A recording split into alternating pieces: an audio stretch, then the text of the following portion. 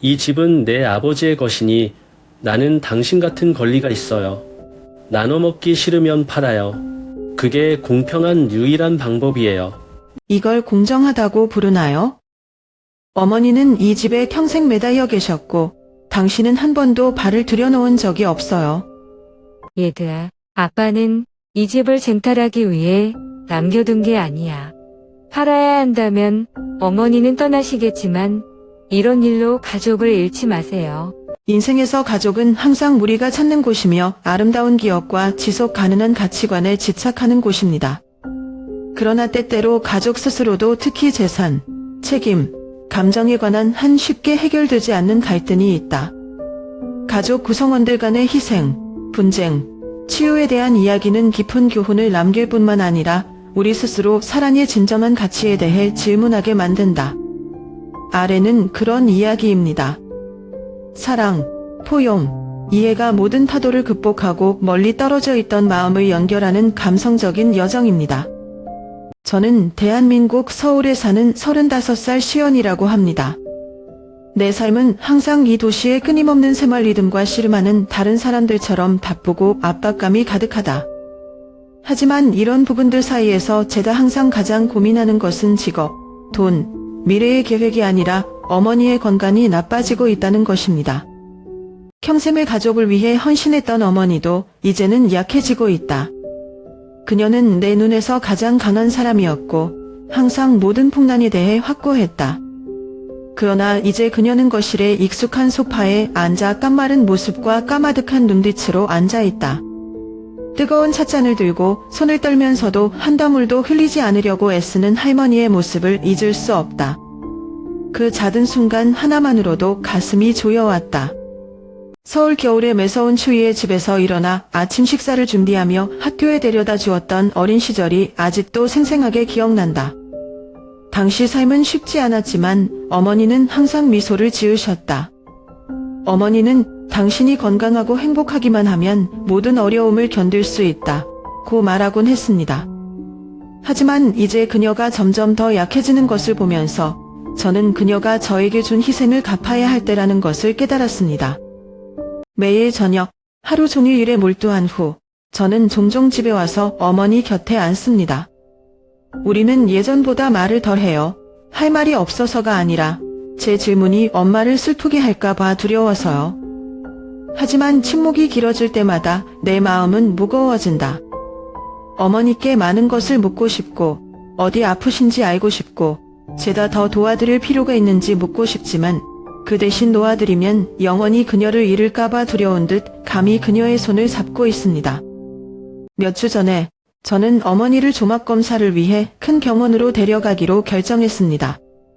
어머니는 항상 걱정하실 필요 없다고 말씀하시지만 하루하루가 지날수록 건강이 조금 나빠지는 것 같아서 가만히 앉아 있을 수가 없어요. 결과를 손에 들고 있을 때 나는 벙어리가 되었다.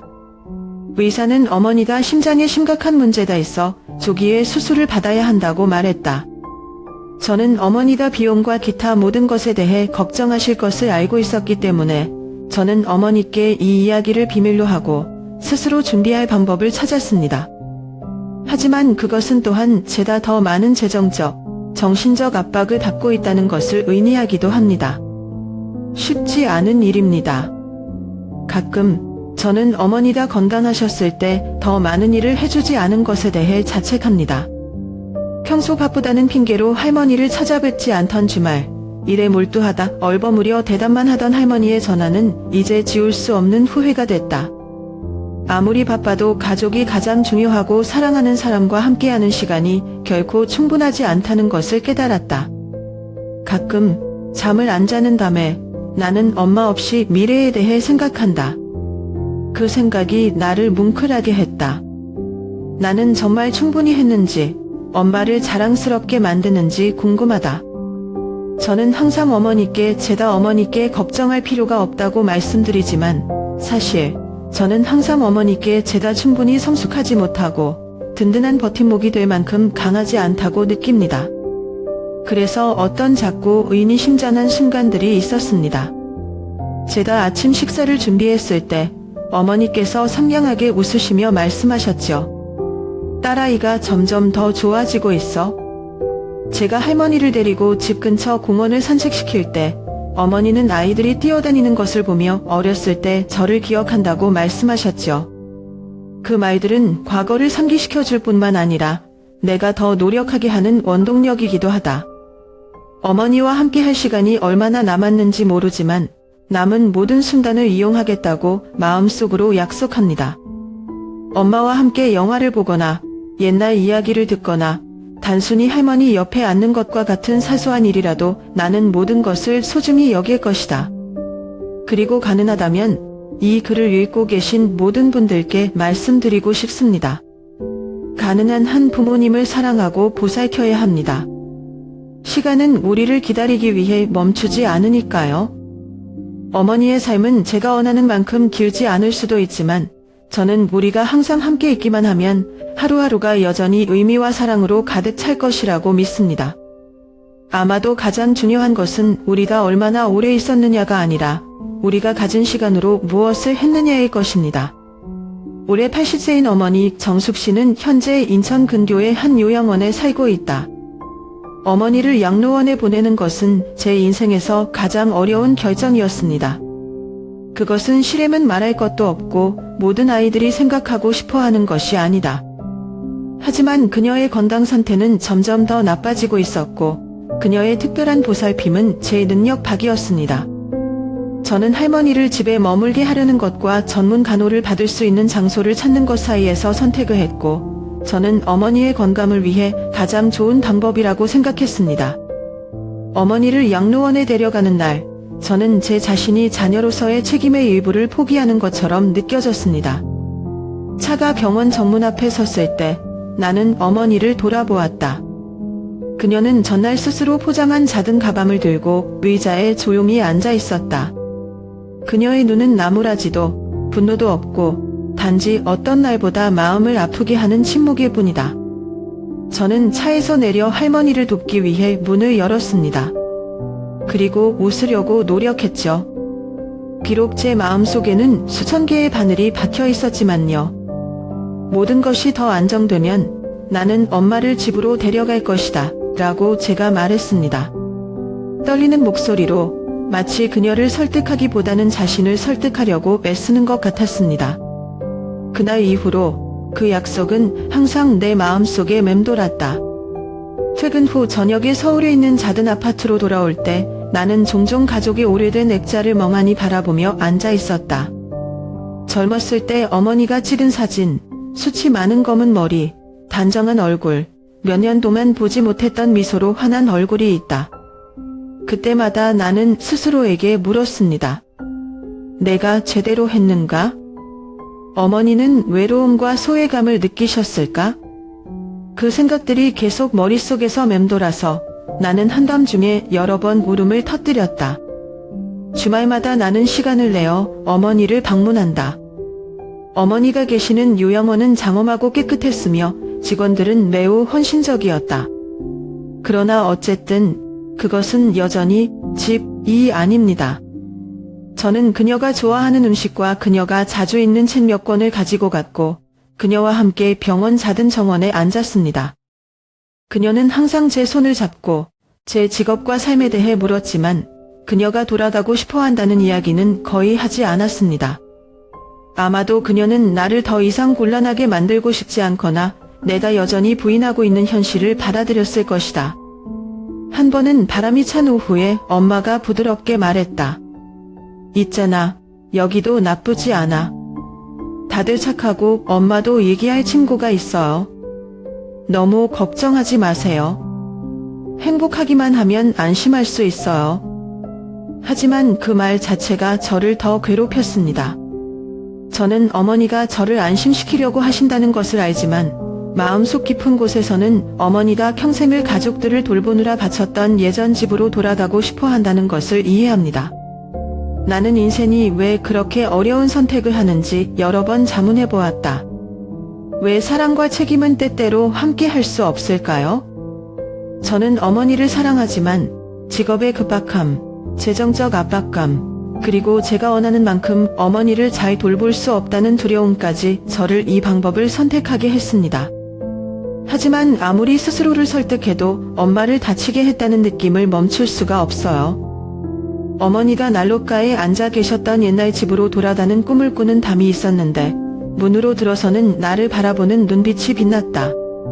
저는 종종 놀라서 깨어나고 가슴이 두근거리고 그것이 단지 꿈이라는 것을 깨닫습니다.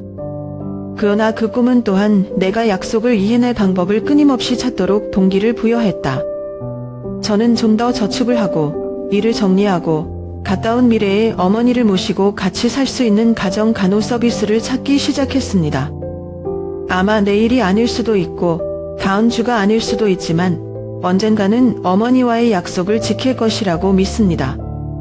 그것은 할머니와의 약속일 뿐만 아니라 가장 중요한 것, 즉 가족을 있게 하는 삶의 걱정이나 압박이 없도록 하자는 저와의 약속이기도 합니다. 그리고 그날이 왔을 때 저는 어머니가 항상 집이라고 부르며 사랑했던 바로 그 집에서 켜만한 나날을 함께 보낼 수 있도록 어머니께서 여전히 건강하시기를 바랍니다. 어렸을 때 엄마는 저를 위해 모든 것을 돌봐주시고 희생해 주셨습니다. 제가 6살 때 아버지가 현장 사고로 돌아가신 후 어머니는 온 가족을 깡마른 어깨에 짊어주셨습니다. 그녀는 인생의 폭풍우에 맞서 희망을 밝히는 사람이자 부모가 되었다. 저는 어렸고 어머니가 겪고 있는 모든 것을 이해하지 못했지만 그녀가 방직공단에서 긴 교대 근무를 마치고 집으로 돌아오는 모습을 볼 때마다 저는 그녀가 노출한 것보다 더 많은 고통을 겪었다는 것을 알았습니다. 어머니는 내가 가족의 어려움을 느끼게 한 적이 없다. 할머니는 내가 친구들에게 지지 않기 위해 내 삶을 최대한 평범하게 살기 위해 모든 일을 하셨다. 나는 여전히 추운 겨울 아침을 기억하고 어머니는 일 때문에 손이 많이 가셨음에도 불구하고 아침 일찍 일어나 아침 식사를 준비하셨다.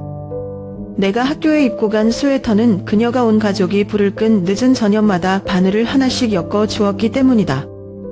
비록 그 미소가 때때로 얼굴의 피로를 가렸지만 나는 여전히 시험에서 높은 점수를 보여줬을 때 그녀가 미소를 지었던 것을 기억한다.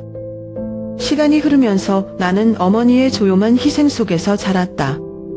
저는 엄마가 하는 모든 일은 자연스러운 것이고 엄마로서의 책임이라고 생각했습니다. 하지만 이제 제가 성인이 되었을 때, 삶의 압박에 직면했을 때 저는 어머니가 겪은 일을 진정으로 이해하게 되었습니다. 남편을 잃고 가족의 버팀목이 되어주면서 어떻게 그 어려움을 전혀 모르는 아이를 키울 수 있을까요? 한 번은 제가 어렸을 때 어머니께 엄마 안 피곤하세요? 라고 물었어요. 그녀는 웃으며 제 머리를 쓰다듬으며 말했습니다. 내가 행복하기만 하면 나는 절대 피곤하지 않아. 그 말은 제 평생을 따라다녔고 제가 분투하는 원동력이 되었습니다. 하지만 동시에 어머니가 저 때문에 겪었던 어려움을 생각할 때마다 고통스러웠습니다. 이제 어머니가 80세가 되었을 때 그 고통스러운 세월은 그녀의 모습에 각인되었다. 그녀의 머리카락은 희끗희끗하고 허리는 구부러져 있었고 한때 강했던 손은 이제 노년에 떨리고 있다. 하지만 그녀의 눈빛은 여전히 사람을 빛내고 있고 마치 내가 여전히 예전의 6살 아이인 것처럼 나를 바라보고 있다. 어머니가 한 일을 생각할 때마다 저는 어머니가 돌아가신 것을 실제로 갚을 수 없다는 것을 알면서도 어머니를 만회하기 위해 더 많은 일이 필요하다고 스스로에게 말합니다. 제 어머니는 저를 사람으로 키워주신 분일 뿐만 아니라 인내와 무조건적인 사랑의 상징이기도 합니다. 할머니의 희생에 대한 기억은 저만의 이야기가 아니라 감사와 가족의 가치, 한없는 어머니의 사랑에 대한 귀중한 교훈이기도 합니다. 앞으로 몇 년이 짧더라도 평생 어머니가 저를 위해 해주셨던 것처럼 어머니를 자랑스럽고 행복하게 해드릴 수 있기를 바랍니다. 저는 항상 제가 어머니의 외동아들이고 제가 어머니의 유일한 삶의 중심이라고 생각했습니다. 그러나 오랜 세월 동안 숨겨져 있던 비밀이 갑자기 밝혀지면서 모든 것이 뜻하지 않은 날에 바뀌었다. 그날은 가족이 아버지의 유언장을 여는 날이었는데 작은 종이 한 장으로 인해 온 세상이 뒤집혔습니다. 아버지는 제가 겨우 6살 때 현장 사고로 돌아가셨습니다. 그 이후로 그에 대한 나의 모든 기억은 어머니가 부지런하고 책임감 있고 가족을 사랑하는 남자의 이야기로 장식했다. 하지만 이혼을 통해 저는 아버지에게 의붓형인 태준이라는 아들이 있었다는 것을 알게 되었습니다. 이 이름은 저에게 완전히 낯선 이름이었어요. 마치 제 인생에서가 아닌 다른 이야기에서 온 것처럼요. 아버지가 어머니를 만나기 전에 어떤 삶을 사셨는지, 아니면 왜 그 비밀을 혼자 간직하기로 선택하셨는지 상상이 안 돼요. 아버지 유언장은 나와 어머니가 수년간 사셨던 경기도의 작은 집이 나와 태준에게 똑같이 나눠주겠다고 명시했다. 그 부분까지 변호사의 낭독을 듣고 있자니 발밑에 흙이 무너지는 기분이었다. 이 집은 제가 자란 곳일 뿐만 아니라 제 어머니라 평생을 지키시던 곳이기도 합니다. 그것은 단지 집이 아니라 우리 가족의 기억과 영혼의 일부입니다. 낯선 사람과 그것을 공유해야 한다는 것은 나를 불안하게 하고 심지어 다소 상처받게 한다. 어머니는 그 말을 듣고 완전히 침묵하셨다. 그녀는 울지 않았고 아무 말도 하지 않았으며 마치 이미 알고 있는 것처럼 조용히 앉아 있었다. 그 후 엄마와 아이만 남았을 때 나는 자제할 수 없었고 그녀에게 물었다. 엄마가 이것에 대해 알고 계시죠? 그렇죠? 엄마는 왜 나한테 말 안 해? 그녀는 한숨만 쉬고 눈은 피곤하지만 화나지 않았다. 알고 있어, 라고 그녀가 말했다. 하지만 아버지는 말하지 말라고 요청했습니다. 그는 우리 아이나 가족에게 상처를 주고 싶어 하지 않는다. 어머니의 설명이 나를 더욱 혼란스럽게 했다. 왜 아버지는 이것을 숨겼을까요? 왜 오빠에 대해 알 기회를 주지 않았어요? 그리고 왜 이원장을 통해 모든 것이 밝혀져야만 합니까? 제 질문에 대답하기 위해 더 이상 여기 계시지 않는데? 그로부터 몇 주 뒤 태준으로부터 편지를 받았다. 그것은 그가 나에게 보낸 첫 번째 편지였고 깔끔하지만 감정적인 글씨가 있었다. 그는 이원장이 발표될 때까지 나나 어머니에 대해 아무것도 모른다고 썼다. 그는 자신의 출연이 나를 불쾌하게 하거나 곤란하게 했다면 사과했다. 그러나 그는 재산을 쟁탈하기 위해서가 아니라 아버지에 대해 배우고 나를 알아가기 위해서 나를 만나고 싶어 했다. 편지를 읽으면서 나는 어떻게 느끼는지 모르겠다. 제 일부는 제 인생에 너무 늦게 나타난 낯선 사람인 당신에 관한 모든 것을 제쳐두고 싶습니다. 그러나 다른 부분은 궁금하고 당신이 누구인지 알고 싶고 왜 아버지가 수년 동안 그에 대한 비밀을 유지했는지 이해하고 싶어 한다. 며칠 동안 생각한 끝에 나는 그를 만나기로 결정했다. 우리는 서울 한복판에 있는 작은 카페에서 만나기로 했다. 가게에 들어갔을 때 나는 곤중 속에 있는 그를 즉시 알아차렸다. 키가 크고 조용한 아버지와 매우 비슷한 눈을 가진 남자. 우리는 마주 앉아 어색하고 예의 바른 인사로 대화를 시작했다. 그러나 점차 이야기가 전개된다. 그는 자신의 어린 시절, 아버지 없이 자란 것, 아버지가 어떤 사람인지 자문했을 때 등에 대해 이야기했다. 나는 그와 내가 완전히 다른 환경에서 자랐음에도 불구하고 우리는 한 가지 공통점이 있다는 것을 깨달았다. 아버지에 대한 사랑과 존경. 그리고 그 순간 나는 더 이상 그의 존재가 위협적이라고 느끼지 않는다. 그 대신 나는 인생에서 그를 갖는 것이 아버지에 대해 더 많이 이해하고 어쩌면 자신에 대해 더 많이 이해할 수 있는 기회가 될 수 있다고 생각한다. 우리는 아직 경기도에 있는 집에 대해 아무것도 결정하지 못했다. 하지만 재산이 가장 중요한 것은 아니라는 것은 알고 있다. 더 중요한 것은 우리가 함께 관계를 맺을 수 있는 방법이 비록 늦게 시작되었지만 여전히 희망에 차 있다는 것입니다. 어쩌면 과거의 비밀과 상처로부터 우리는 함께 더 나은 미래를 만들 수 있을지도 모릅니다. 한 번도 본 적이 없는 태준이가 아버지가 돌아가신 후 폭풍우처럼 나타났다. 그는 변호사를 통해 나에게 연락했고 재산을 나누기 위해 집을 팔 것을 요구했고 아버지의 유언에 따라 상속권이 있다고 강조했다. 나는 그 말을 들었을 때 조용했던 것을 기억한다. 그가 말하는 집은 단지 땅이나 몇 개의 무지한 격이 아니다. 그곳은 우리 어머니가 40년 동안 살아오신 곳이고 우리 가족의 모든 기억, 행복, 그리고 아픔을 간직하고 계신 곳이다. 어떻게 하면 다른 사람들, 특히 당신처럼 낯선 사람의 손에 그것을 떨어뜨릴 수 있을까요? 그 후 며칠 동안 저는 이것에 대한 생각을 멈출 수가 없었습니다. 추억의 이미지가 영화처럼 되살아난다. 어렸을 때 집마당을 뛰어다니고 엄마는 나무 아래에 앉아 책을 읽고 아빠는 피곤하지만 따뜻한 미소를 지으며 긴 하루 일과를 마치고 돌아오셨다. 어머니가 요리해주신 부엌은 어머니와 딸들을 위해 얼마나 많은 식사를 했는지, 우리가 둘러앉아 영화를 보던 거실, 그리고 제가 자란 저의 작은 방도 마찬가지였습니다. 이 집의 구석구석 모든 것은 제, 어머니, 그리고 교체 불가능한 세월의 일부입니다. 어떻게 돈을 위해 그것을 교환할 수 있을까요? 답답한 마음에 태준 씨를 만나서 얘기를 해보기로 했어요. 우리는 시내에 있는 한 카페에서 만났다. 그는 정각에 도착했고 이해에 바르지만 거리감이 가득했다. 그는 생각보다 키가 크고 다소 성숙해 보였지만 눈빛은 긴장을 감추지 못했다. 나는 앉아서 냉정을 유지하려고 애썼지만 내면의 분노는 내가 말을 통제하기 어렵게 만들었다.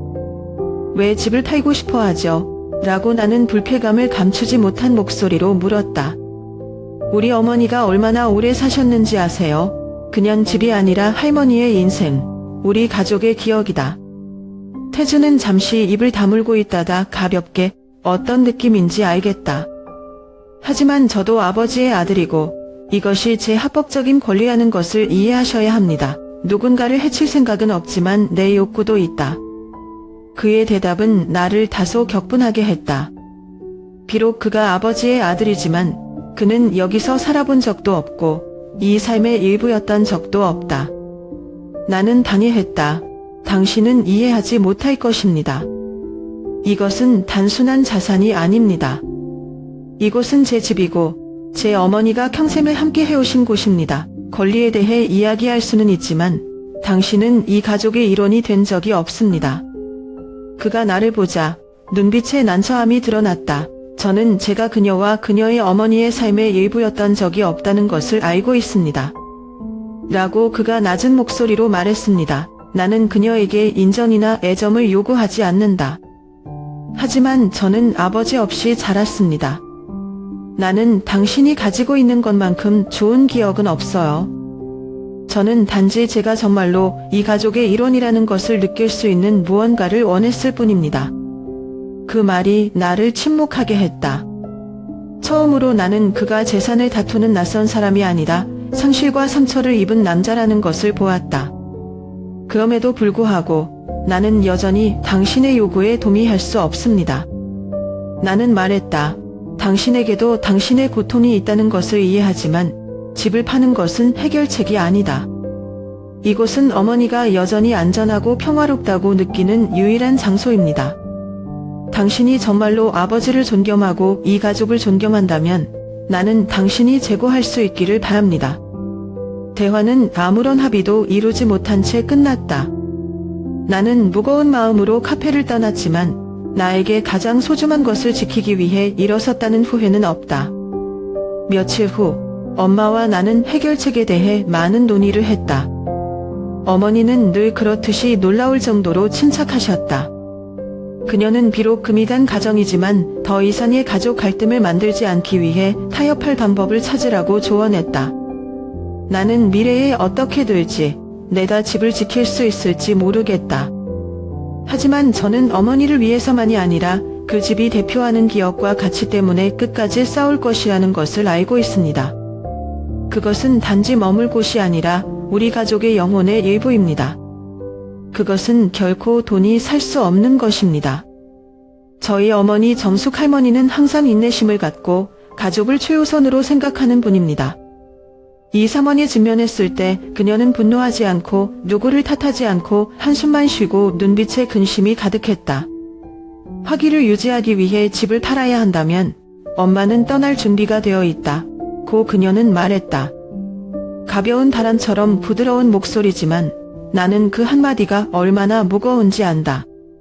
그녀는 감정을 숨기려고 노력했지만 저는 그녀의 얼굴에 슬픔이 보이고 그녀가 붉어진 눈을 감추기 위해 돌아서는 방식을 볼 수 있습니다. 이 집은 단지 물질적인 재산이 아니라 그녀의 인생을 담은 장소이다. 이곳은 할머니와 아버지가 가정을 꾸리기 시작한 곳으로 아버지가 돌아가신 후 혼자서 모든 것을 다 감당하고도 손수 구석구석을 돌보던 곳이다. 모든 격돌은 어머니의 땀과 눈물, 그리고 나에 대한 그녀의 사랑으로 스며들었다. 집을 파는 것은 그녀의 영혼의 일부를 빼앗는 것과 같았지만 그녀는 가족이 깊은 갈등에 빠지지 않도록 기꺼이 그것을 희생했다. 걱정으로 어머니가 하루하루가 약해지는 것을 보니 나는 안타까움을 금치 못했다. 매일 저녁 나는 그녀가 창가에 조용히 앉아 아버지와 함께 화려한 꽃을 심었던 집 뒤에 작은 정원을 먼 눈으로 바라보는 것을 보았다. 나는 그녀가 옛 추억을 떠올리고 있다는 것을 알지만 아마도 그녀는 나를 평화롭게 유지하기 위해 모든 것을 포기할 마음의 준비를 하고 있을 것이다. 그것은 나를 그 어느 때보다도 더 결단력 있게 만들었다. 나는 이 집을 다른 사람의 손에 넘어가게 할 수 없고 40년 동안 어머니와 함께 있던 곳에서 어머니를 떠나게 할 수도 없다. 나는 상속권과 법률 규정에 대해 더 자세히 알기 시작했다. 더 이상 태준과 갈등을 빚고 싶지는 않지만 이 집을 파는 것도 용납할 수 없어요. 나는 그에게 해결책을 제안했습니다. 집을 파는 대신 유언에 따라 해당 재산의 일부를 현금으로 돌려주어서 집은 여전히 어머니와 저에게 있습니다. 태준은 처음에는 동의하지 않았다. 그는 집을 팔고 재산을 나누는 것이 가장 공정한 방법이라고 아버지가 원하는 것이 아니라고 말했다. 그러나 나는 이것이 단지 돈의 문제가 아니라 이 집이 가져다주는 정신적 가치에 대한 것이라고 그를 인내심 있게 설득했다. 토론은 몇 주 동안 계속되었고 그 시간 동안 어머니는 가슴 아픈 침묵을 지켰다. 할머니는 제 결정에 대해 묻지도 간섭하지도 않았지만 저는 그녀가 매일 걱정하고 있다는 것을 알고 있습니다. 매일 저녁 저는 엄마 옆에 앉아 마른 손을 잡고 걱정 마세요 라고 말합니다. 이 집은 엄마에게 가족들의 기억으로 간직하겠습니다. 할머니는 미소만 지으셨고 눈빛은 내가 끄지 못하게 한 희망의 빛으로 반짝였다. 많은 만남과 협상 끝에 태주는 결국 내 제안에 동의했다. 그는 자신이 법적 상속권을 가지고 있음에도 불구하고 이 집에 대한 애정과 추억은 비교하거나 쟁탈할 수 없다는 것을 깨달았다. 그는 그 돈을 받아들고 조용히 떠났고 우리 어머니의 건강을 기원하며 우리가 가정의 평화를 찾을 수 있기를 바랐다. 모든 것이 끝났을 때 나는 그 어느 때보다도 안도감을 느끼며 어머니와 함께 집으로 돌아왔다. 나는 이것이 단지 법적 승리가 아니라 사랑과 가족에 대한 애착의 승리라는 것을 안다. 어머니는 말하지 않았지만 익숙한 집을 둘러보면서 눈빛이 밝아졌다. 할머니는 저를 돌아보더니 어깨에 손을 얹고 말했습니다. 정말 해냈어요. 시연아, 우리 집 아껴뒀어.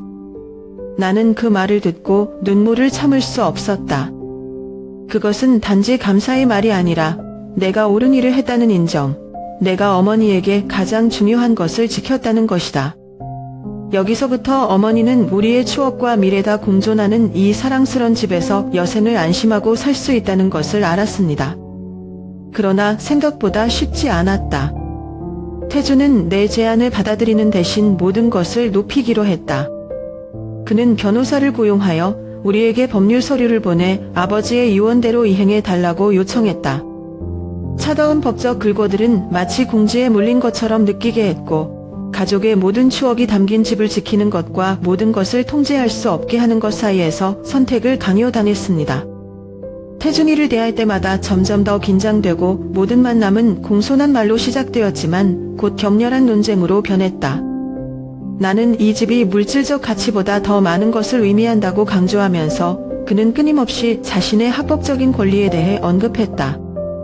나에게 그는 낯선 사람일 뿐만 아니라 이제 나와 어머니의 삶에 유일하게 남은 평화롭고 사적인 공간의 침입자가 되었다. 하지만 저를 더 지치게 한 것은 태준과의 다툼이 아니라 제 친정 식구들의 압박이었습니다. 남편 지훈은 인내심이 많고 이해심이 많은 편이지만 이런 상황이 그를 전에 본 적이 없는 긴장 상태로 몰아넣었다. 지훈은 자주 우리 가족이 재산 갈등에 휘말리는 것을 원하지 않지만 내가 상처받거나 어머니가 고통받는 것을 보고 싶지도 않다고 말했다. 이것은 그를 곤경에 빠뜨렸고 그 압박은 우리 사이의 싸움에 점차 기폭제가 되었다. 매일 저녁 장시간 근무 후 집에 돌아오면 평온을 찾는 대신 무거운 분위기에 직면한다. 지훈은 나에게 왜 더 타협하려고 노력하지 않았느냐, 왜 이 모든 것을 끝내기 위해 집을 팔도록 받아들이지 않았느냐고 묻기 시작했다. 내가 그 집을 사랑한다는 거 알아? 라고 그는 한 번의 논쟁에서 피곤한 목소리로 말했다. 하지만 온 가족이 이런 압력을 받을 가치가 있을까? 나도 노아인데 이런 스트레스가 아이에게 영향을 미치도록 놔둘 순 없어. 지훈의 말에 나는 잠잠해졌다. 당신이 틀리지 않았다는 걸 알아요. 늘 유피하고 활기찬 소년이었던 우리 아들 노아는 이제 집안에서도 긴장된 분위기를 느낀다. 우리가 함께 저녁을 먹고 자주 웃고 떠들던 저녁 시간들은 이제 막막한 침묵으로 대체되었다. 나는 이 집을 유지하는 것이 우리 가족에게 그런 상처를 입힐 정도로 가치가 있는지 궁금해지기 시작했다. 하지만 엄마 생각이 났어요. 그녀가 점점 약해지는 것을 보고 나는 손을 놓을 수 없었다. 저를 키우시느라 사랑과 점력을 다 쏟으신 40년 동안 어머니가 살아오신 곳을 떠나야 하는 광경은 상상도 할 수 없어요. 내가 타협을 하려고 할 때마다 집 뒤에 있는 작은 정원을 조용히 바라보며 앉아있는 어머니의 모습이 머릿속에 떠올랐고 나는 포기할 수 없다는 것을 알았다. 지훈과 이야기를 나누며 자신의 느낌을 설명하고 고민을 들어주는데 더 많은 시간을 보내기 시작했다. 저는 당신이 단지 가족을 보호하고 싶을 뿐이라는 것을 알지만 이것은 단지 재산 전쟁이 아니라는 것을 이해해 주셨으면 합니다. 이것은 사랑, 기억, 그리고 어머니에 대한 효도에 관한 것입니다. 저는 또한 어머니와 이야기하는 시간을 가졌고 제가 겪고 있는 문제에 대해 안심하고 죄책감을 느끼지 않기를 바랍니다. 엄마가 날 걱정해 주는 거 알아? 라고 제가 할머니의 손을 잡으며 말했습니다. 하지만 저는 저뿐만 아니라 어머니, 저희 가족이 겪은 일을 위해서도 이 일을 합니다. 모든 것이 아직 끝나지 않았다. 태준 씨와의 법적 공간이 길어질 수 있다는 것도 알고 지훈 씨와 제가 이런 압박감을 이겨낼 수 있을지 의문입니다. 하지만 저는 인생에서 바꿀 수 없는 것이 있다는 것을 이해합니다. 저에게는 그 모든 것의 상징인 어머니, 가족, 그리고 집입니다. 앞길이 험난하더라도 포기하지 않기로 결심했습니다. 왜냐하면 진정한 사랑과 애착을 위해 싸운다면 결국 평화가 우리 가족에게 돌아올 것이라고 믿기 때문입니다. 결국 온갖 노력과 투쟁 끝에 어머니를 인천의 요양원에 입원시킬 수밖에 없었다. 그녀의 건강은 나날이 쇠약해졌고 나는 그녀가 필요로 하는 만큼 그녀를 잘 돌볼 수 없다는 것을 알았다. 어머니가 거의 평생을 살았던 집을 떠나던 날 나는 마음의 일부를 잃은 것 같았다. 어머니는 말을 많이 하지 않고 내 손만 꽉 잡았고 늙었지만 사랑이 넘치는 눈은 나를 바라보았다. 그녀는 간간히 바람처럼 부드러운 목소리로 말했다. 시연아, 행복하게 살아라. 이런 일들이 우리 가족이 누렸던 좋은 것을 흐리게 하지 마세요. 어머니의 말은 메시지, 해방과 같다. 하지만 저에게는 가슴 깊은 곳의 상처입니다. 모든 것이 무너지고 있는데 어떻게 행복하게 살 수 있을까요? 저는 어머니가 사랑했던 집에서 멀리 떨어져 있게 했고 이제는 그 집마저도 위협받고 있습니다. 그것은 어머니가 평생을 함께 해온 곳일 뿐만 아니라 그녀가 가족에게 바친 사랑과 희생의 상징이기도 하다. 나는 내가 놓지 못한다는 것을 안다. 나는 내 권리를 보호하기 위해 변호사를 선임하기로 결정했다. 나는 어머니를 위해서뿐만 아니라 나 자신을 위해서도 집을 유지하고 싶다. 기억들, 돈으로 측정할 수 없는 가치들 때문이다. 하지만 태준과의 법적 분쟁은 모든 것을 더욱 긴장시킬 뿐이다. 법률 문서들, 변호사와의 긴박한 회의들, 끝없는 대질들은 내가 안팎으로 점점 가족을 잃는 것처럼 느끼게 한다. 내가 인정하고 싶지 않지만 태준은 공정하다고 믿는 것을 위해 싸우고 있다. 하지만 그는 나에게 집이 분할 재산이 아니라는 것을 이해하지 못했다. 그곳은 아버지, 어머니, 그리고 저에 대한 모든 기억을 간직하고 있는 곳입니다. 토론회에서 그 앞에 설 때마다 주변의 모든 것이 산산조각이 나기를 원하는 동안 나는 약한 것을 붙잡으려고 노력하는 것 같다. 하지만 제 마음을 가장 아프게 하는 것은 제 작은 가족도 이 모든 스트레스의 영향을 받고 있다는 것입니다. 남편인 지훈은 항상 저를 지지하려고 애써도 부담을 피할 수 없어요. 우리는 서로를 사랑하지 않아서가 아니라 갈등으로 인한 피로가 두 사람의 인내심을 갉아먹었기 때문에 더 많이 싸우기 시작했다. 한 번은 지훈이가 엄마를 위해 집을 지키고 싶다는 것을 이해한다 고 말했다. 근데 시연아, 그것 때문에 지금의 내 가족을 잃는다면? 그의 질문이 나를 조용하게 했다. 당신이 틀리지 않았다는 건 알지만 포기할 수도 없어요. 저는 마치 두 가지 선택 사이에 갇혀 있는 것 같습니다. 집을 지키면서 지나간 가족의 가치를 지키거나 현재 가족을 구하기 위해 집을 포기하는 건 말입니다. 둘 다 중요한데 어떻게 모든 걸 잃지 않을 수 있을지 모르겠어요.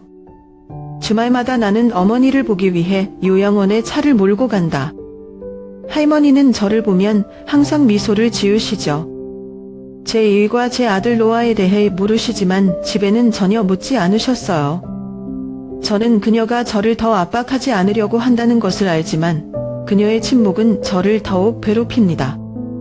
한 번은 제가 할머니 옆에 앉았을 때 엄마가 창문 밖을 내다보며 말씀하셨죠. 아니야, 수연아, 난 그 집이 전부라고 생각했어. 하지만 이제 엄마는 가장 중요한 것이 당신과 당신의 가족이라는 것을 깨달았습니다. 너를 행복하게 하는 것을 지켜라, 얘야. 어머니가 정말 놓아주실 수 있는지 아니면 저를 위로하기 위해 그렇게 말씀하시는 건지 모르겠어요. 그러나 나는 집을 잃으면 어머니가 영원히 비언어적인 고통을 가질 것이라는 것을 안다. 저는 그런 일이 일어나길 바라지 않습니다. 법적 공방은 계속되지만 제 안에서 더 큰 전쟁이 벌어지고 있습니다. 과거를 지키는 것과 현재를 지키는 것 사이에서 말입니다. 제가 이 모든 것을 이겨낼 수 있을지는 모르겠지만 결과가 어떻든 어머니, 가족, 그리고 저를 위해 가장 중요한 것을 지키기 위해 모든 것을 해야 한다는 것을 이해합니다. 수개월간의 긴장과 끝없는 분쟁 끝에 나는 내가 계속 그럴 수 없다는 것을 깨닫기 시작했다. 법적 싸움은 나를 지치게 할 뿐만 아니라 나의 작은 가족도 갈라지게 했다. 양측이 한 발 물러서야 해결이 가능하다고 거듭 강조해온 변호인 친구의 설득에 나와 쾌주는 일단 자리에 앉아 해결 담안을 모색하기로 합의했다. 모임은 어머니가 계시는 요양원에서 열렸다. 담안은 공기가 고요했고 창밖에는 새소리만 들렸고 간호사의 가벼운 발걸음도 들렸다. 저랑 태준이랑 마주 앉아서 둘 다 긴장한 모습인데 피곤함을 감추지 못했어요. 어머니는 중앙에 앉아 노쇠한 손을 탁자 위에 올려놓고 노화와 감격에 가볍게 떨었다. 대화가 시작되자 오랫동안 억눌렸던 감정이 빠르게 일었다. 나는 침착한 목소리를 유지하려고 노력했지만 여전히 비난을 멈출 수 없었다. 당신은 상속권이 있어요. 맞아요. 제가 태준의 눈을 똑바로 쳐다보며 말했습니다. 하지만 이 집이 제 어머니에게 얼마나 중요한지 모르실 겁니다. 여기는 재산이 아니라 할머니가 평생을 바친 곳. 태준도 한숨을 쉬며 자신의 주장을 설명하려 했다. 나는 누구도 다치게 하고 싶지 않아요. 라고 그는 말했다. 하지만 이것은 아버지의 유언이고 나는 단지 그가 나에게 남긴 것을 요구하고 있다. 저는 할아버지 없이 자랐고 이 집은 비록 제가 그곳에서 어떤 추억도 없었지만 아버지에게 더 친근감을 느끼게 해준 유일한 것이었습니다. 어머니가 없었다면 모든 것이 다시 교착 상태에 빠졌을 것이다. 순간 그녀는 나와 태준의 손을 살며시 잡았고 그녀의 눈빛에는 눈물이 가득했지만 나무라지는 않았다. 얘들아. 그녀가 떨리지만 감정적인 목소리로 말했다. 아버지가 이 집을 남겨둔 것은 너희들에게 분쟁의 대상이 아니라 너희 둘을 사랑한다는 것을 상기시키기 위해서야. 조금만 참아주세요. 분열이 자식들에 대한 감정을 무색하게 하지 마십시오. 방이 조용해졌다. 저는 어머니를 바라보다가 태준에게로 눈을 돌렸습니다. 그 순간 저는 우리 모두가 각자의 고통을 겪고 있다는 것을 깨달았습니다. 나만 손해본 것도 아니고 태준이가 생각했던 것처럼 욕심쟁이도 아니었다. 우리는 단지 두 자녀일 뿐이며 우리 모두가 사랑하는 아버지와 우리 나름대로 연결을 찾으려고 노력합니다. 결국 변호사의 지원과 어머니의 조언으로 우리는 합의에 도달했다. 나는 어머니가 안심하고 인생의 마지막 몇 년을 평화롭게 보낼 수 있도록 집을 유지할 것이다. 그 대가로 나는 태준에게 재정 지원을 약속한다. 그의 침묵이나 권리를 사기 위해서가 아니라 그가 아버지로부터 인정받고 사랑받는다고 느끼도록 돕기 위해서이다. 만남이 끝났을 때 태준과 나는 일어서서 처음으로 대결보다는 이해심으로 서로를 바라보았다. 힘들게 해서 죄송합니다. 라고 그가 진심 어린 목소리로 말했다. 나는 마음속에 퍼지는 안도감을 느끼며 고개를 끄덕였다. 저도 죄송해요. 라고 제가 말했죠. 이제 우리가 다시 시작할 수 있기를 바랍니다. 양로원을 떠날 때 나는 어머니를 돌아보았다. 그녀는 미소를 지었고 마치 짐을 벗은 것처럼 평온한 미소를 지었습니다. 엄마가 말하지 않아도 우리 가족이 마침내 오랜 세월과 환경이 만든 균열을 치유할 수 있는 방법을 찾은 것이 매우 자랑스럽다는 것을 알고 있습니다. 경기도에 있는 집은 여전히 우리 가족에 대한 아름다운 기억의 장소가 될 것이다. 하지만 그 이상으로 이 모임은 저에게 중요한 것을 가르쳐 주었습니다. 재산은 가족의 가치를 결정하는 것이 아닙니다. 모든 차이에도 불구하고 우리를 함께 있게 해주는 것은 사랑, 공감, 용서 능력이다. 저는 제 아버지가 우리에게 남기고 싶어 하셨던 것이라고 믿습니다. 결국 수개월간의 논쟁과 긴장감 끝에 태준과 저는 합의에 도달했습니다. 어머니는 원하시는 대로 평온하게 말년을 보낼 수 있도록 집을 유지할 것이다.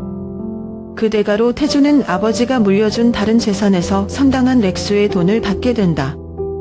완벽한 합의는 아니었지만 우리 둘 다 지쳐버린 전쟁을 끝내기에 충분했고 가장 중요한 것은 가뜩이나 취약한 가족애를 어느 정도 간직하고 있다는 점이다.